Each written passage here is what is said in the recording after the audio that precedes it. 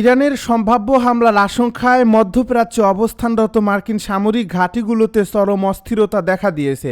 বিভিন্ন সূত্রে জানা যাচ্ছে একাধিক ঘাঁটি থেকে সৈন্যদের সরিয়ে নেওয়া হচ্ছে এবং নিরাপদ স্থানের সন্ধানে তারা ছুটছে। এমনকি পরিস্থিতি এতটাই উত্তেজনাপূর্ণ হয়ে উঠছে যে সমুদ্রপথে থাকা রণতরীগুলোকেও কৌশলগতভাবে সরিয়ে নিরাপদ অবস্থানে রাখা হয়েছে।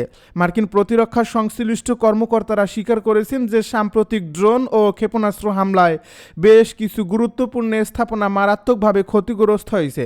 এর ফলে অনেক ঘাঁটি এখন কার্যত অচল হয়ে পড়ছে এবং সেখানে থাকা রাডার সিস্টেম, কমান্ডো সেন্টার ও যোগাযোগ ব্যবস্থার বড় অংশই ব্যবহার অনুপযোগী হয়ে গেছে, যার ফলে পুরো সামরিক কাঠামোর উপর চাপ বেড়েছে এবং প্রতিটি পদক্ষেপ এখন বাড়তি সতর্কতার সাথে নিতে যাচ্ছে। এই পরিস্থিতির মধ্যে আতঙ্ক যেন ছায়ার মতো ঘিরে ধরছে মার্কিন বাহিনীকে। প্রতিটি ঘাঁটিতে নিরাপত্তা জোরদার করা হলেও অজানা হামলার ভয় কাটছে না। সামরিক বিশ্লেষকেরা বলছেন এই আক্রমণগুলো কেবল বিচ্ছিন্ন বা প্রতীকী নয়, বরং সুপরিকল্পিতভাবে মার্কিন সামরিক সক্ষমতাকে দুর্বল করার উদ্দেশ্যে চালানো হচ্ছে।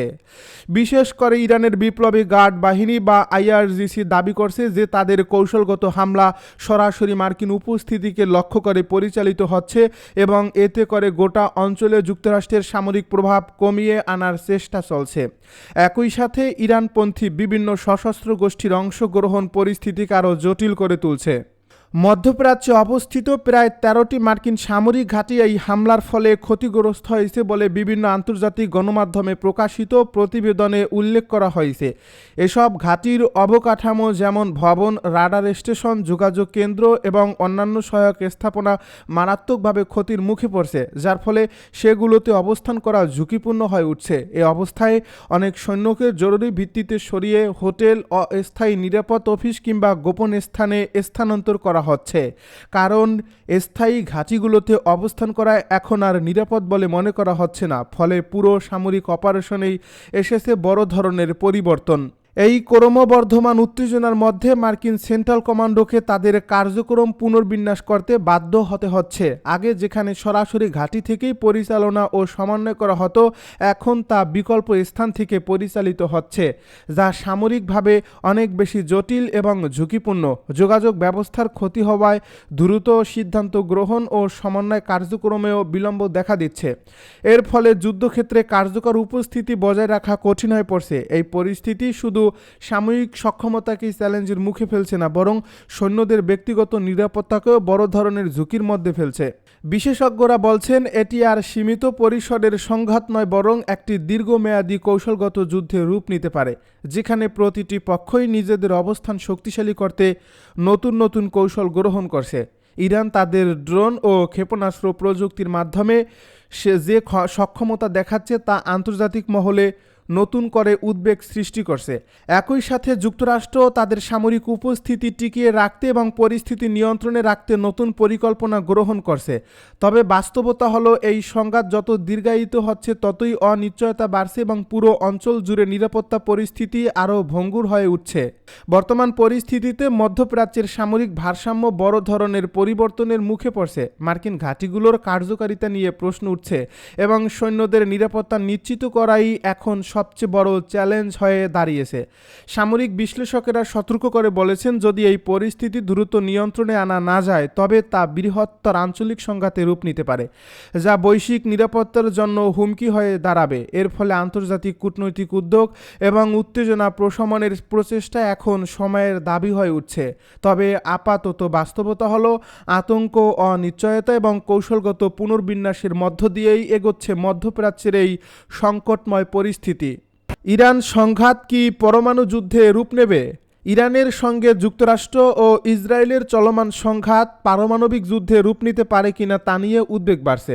সিলিকন ভ্যালির বিনিয়োগকারী ও ভেঞ্চার ক্যাপিটালিস্ট ডেভিড শ্যাক সম্প্রতি সতর্ক করে বলেছেন, চরম পরিস্থিতিতে ইসরায়েল পারমাণবিক অস্ত্র বিবেচনা করতে পারে, যদিও মার্কিন প্রেসিডেন্ট ডোনাল্ড ট্রাম্প তা অস্বীকার করেছেন।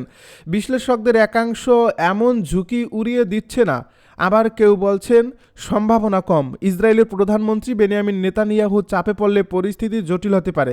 তবে বিশেষজ্ঞদের মতে পারমাণবিক অস্ত্র ব্যবহার সমাধান নয় এবং এর বৈশ্বিক প্রতিক্রিয়া ভয়াবহ হবে। হোয়াইট হাউসের এআই ও ক্রিপ্টো প্রধান হিসেবেও দায়িত্ব পালন করছেন ডেভিড শ্যাক্স।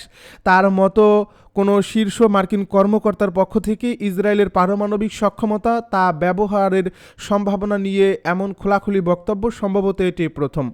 এতে এই বিষয়টি নিয়ে ব্যাপক উদ্বেগ ছড়াচ্ছে। তুরস্কের সংবাদ মাধ্যম টিআরটি ওয়ার্ল্ড এ খবর জানিয়েছে, প্রথাগত প্রতিরক্ষা কর্মকর্তা না হয়েও শ্যাক্স এ যুদ্ধের ভবিষ্যৎ নিয়ে উদ্বেগ প্রকাশ করছেন এবং যুক্তরাষ্ট্রকে ইসরায়েল মার্কিন যুদ্ধ থেকে বিজয় ঘোষণা করে বেরিয়ে আসার পরামর্শ দিয়েছেন।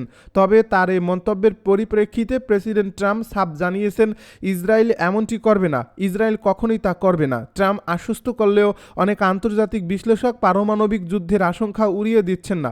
শিকাগো বিশ্ববিদ্যালয়ের রাষ্ট্রবিজ্ঞানী জন মিয়ার শেইমার মিডল ইস্ট আইকে দেওয়া এক সাক্ষাৎকারে বলেন, ইরানে যদি ইসরায়েল হেরে যায় এবং তারা যদি প্রথাগত উপায়ে ইরানকে পারমাণবিক অস্ত্র অর্জন থেকে থামাতে না পারে, তবে এমন এক পরিস্থিতি তৈরি হবে যেখানে তারা পারমাণবিক অস্ত্র ব্যবহারের কথা ভাববে।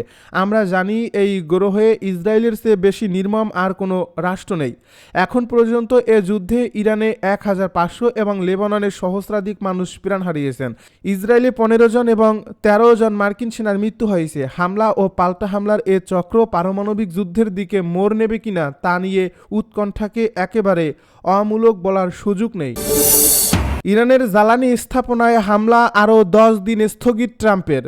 ইরানের বিদ্যুৎ গ্রিডে হামলার পরিকল্পনা আবারও স্থগিত করেছেন মার্কিন প্রেসিডেন্ট ডোনাল্ড ট্রাম্প। নতুন করে নির্ধারিত সময়সীমা অনুযায়ী এই হামলার সম্ভাব্য সময়সীমা 10 দিনের জন্য স্থগিত করে আগামী 6 এপ্রিল পর্যন্ত করা হয়েছে। তার নিজস্ব সামাজিক মাধ্যম ট্রুথ সোশ্যালে দেওয়া এক পোস্টে ট্রাম্প এ তথ্য নিশ্চিত করেছেন। তিনি জানান, ইরানের অনুরোধে তিনি বিদ্যুৎ কেন্দ্র ধ্বংসের সময়সীমা 10 দিনের জন্য পিছিয়ে দিয়েছেন। ট্রাম্পের দাবি, আলোচনা খুব ভালোভাবে এগোচ্ছে, যদিও এ ধরনের আলোচনার কথা অস্বীকার করছে ইরান।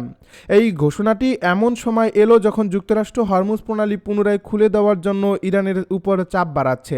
বিশ্বে তেল সরবরাহের একটি বড় অংশ এই প্রণালী দিয়ে পরিবাহিত হয়, যা বর্তমানে কার্যত অচল হয়ে পড়ছে। এর আগে ট্রাম্প হুঁশিয়ারি দিয়েছিলেন 48 ঘন্টার মধ্যে প্রণালী খুলে না দিলে তিনি ইরানের বিদ্যুৎ গ্রিডে হামলা চালাবেন।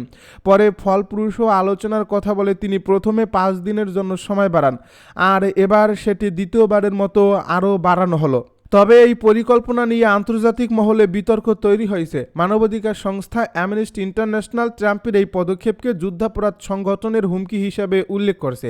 আইন বিশেষজ্ঞদের মতে বেসামরিক অবকাঠামো, বিশেষ করে বিদ্যুৎ কেন্দ্র লক্ষ্য করে হামলা চালানো জেনেভা কনভেনশন অনুযায়ী যুদ্ধাপরাধ হিসেবে বিবেচিত হতে পারে, যদি তা সরাসরি সামরিক প্রয়োজনীয়তার সঙ্গে যুক্ত না থাকে। বর্তমানে এই সংঘাতটি শুরু হয় 28 ফেব্রুয়ারি, যখন যুক্তরাষ্ট্র ও ইসরায়েল যৌথভাবে ইরানের উপর হামলা চালায়। এরপর থেকে এই অঞ্চল জুড়ে উত্তেজনা ক্রমেই বেড়েছে।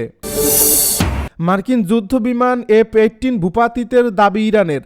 মধ্যপ্রাচ্যে চলমান উত্তেজনার মধ্যেই মার্কিন যুদ্ধ বিমান ভূপাতিত করার দাবি করছে ইরান। মার্কিন F-35 স্টেলথ যুদ্ধ বিমান ক্ষতিগ্রস্ত করার দায়ে স্বীকার করলেও যুদ্ধ বিমান F-18 ভূপাতিতের দাবি সরাসরি অস্বীকার করছে যুক্তরাষ্ট্র। ইরানের রাষ্ট্রীয় গণমাধ্যমের বরাতে জানানো হয়েছে, ইসলামী বিপ্লবী গার্ড বাহিনী একটি মার্কিন F-18 যুদ্ধ বিমানকে সফলভাবে লক্ষ্যবস্তুতে আঘাত করছে। এ দাবির সমর্থনে একটি ভিডিও প্রকাশ করা হয়েছে, যেখানে আকাশে উড়ন্ত একটি জেটকে আঘাত হানার পর নিয়ন্ত্রণ হারাতে দেখা যায় বলে দাবি করা হয়। তবে এই ভিডিওটির সত্যতা স্বাধীনভাবে যাচাই করা সম্ভব হয়নি। অন্যদিকে যুক্তরাষ্ট্রের সেন্ট্রাল কমান্ড এই দাবিকে মিথ্যা বলে উড়িয়ে দিয়েছে। তাদের বক্তব্য, ইরান কোনো মার্কিন যুদ্ধ বিমান ভূপাতিত করতে সক্ষম হয়নি। এর আগেও ইরান দাবি করেছিল যে তারা মার্কিন F-15 যুদ্ধ বিমান ভূপাতিত করছে, কিন্তু সেন্টকম জানায় চলমান অপারেশন এপিক ফিউরি এর সময় 8000-এর বেশি যুদ্ধ বিমান উড়ানো হলেও একটিও ভূপাতিত হয়নি।